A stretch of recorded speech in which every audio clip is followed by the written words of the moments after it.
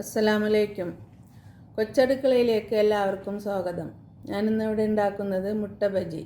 അതിനുവേണ്ടി ഞാൻ 10 മുട്ട പുഴുങ്ങിയെടുത്തിട്ടുണ്ട്. അതിനി കട്ട് ചെയ്തെടുക്കാം. മുട്ട എല്ലാം കട്ട് ചെയ്തെടുത്തിട്ടുണ്ട്. അതിനുവേണ്ടി ഒരു പാത്രം എടുത്ത് വെച്ചിട്ടുണ്ട്.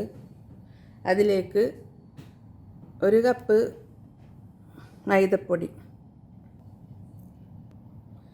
1 കപ്പ് അരിപ്പൊടി ഇട്ട് കൊടുക്കാം, 1 ടീസ്പൂൺ മുളക് പൊടി, ആവശ്യത്തിന് ഉപ്പ്, 1/4 ടീസ്പൂണ് സോഡാപ്പൊടി. ഇനി ഒന്ന് മിക്സ് ചെയ്ത് കൊടുക്കാം.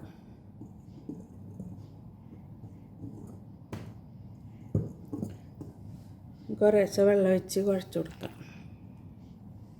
കൈ കൊണ്ട് തന്നെ കുഴക്കാം.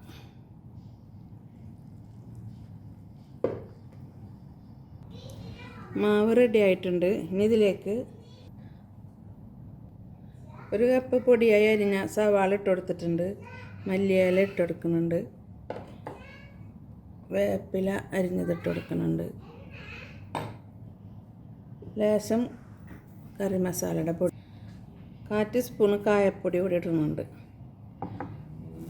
എല്ലാം കൂടി മിക്സ് ചെയ്ത് കൊടുക്കുക. മല്ലിച്ചപ്പ്,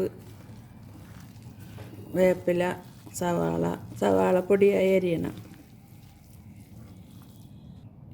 1 ടീസ്പൂണ് വറ്റൽമുളക് ചതച്ചതിട്ട് കൊടുക്കുന്നുണ്ട്, 1 ടീസ്പൂൺ ഇഞ്ചി വെള്ളുള്ളി പേസ്റ്റ്. ഇതൊന്നും കൂടി മിക്സ് ചെയ്ത് കൊടുക്കാം. മാവ് കുഴച്ച് വെച്ചിട്ട് ഇപ്പോൾ 1 മണിക്കൂറായി. നമുക്ക് മുട്ട ബജി ഉണ്ടാക്കാം. ഇങ്ങനെ ഒരേ മുട്ട ഇങ്ങനെ എടുത്തിട്ട് ഒരേ പീസ് എടുത്തിട്ട് ഇങ്ങനെ ഇട്ട് കൊടുക്കാം.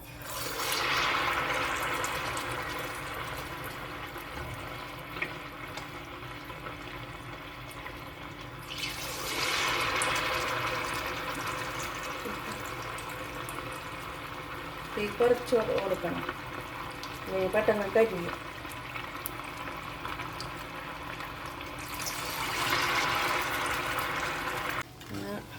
എല്ലാം മൂത്ത് വരുന്നുണ്ട്. ഇടയ്ക്കൊന്ന് ഇങ്ങനെ ഇളക്കി കൊടുക്കണം, മറിച്ചിട്ട് കൊടുക്കണം.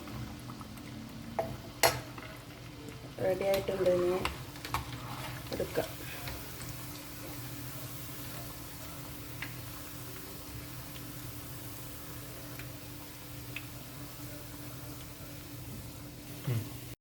മുട്ട ബജി റെഡിയായി. മുട്ട ബജി തന്നെ പലതരത്തിലുണ്ട്. അതിലൊരു തരമാണത്. ഇൻഷാ അല്ലാഹ് ഇനി അടുത്തൊരു വീഡിയോ ആയിട്ട് വരാം.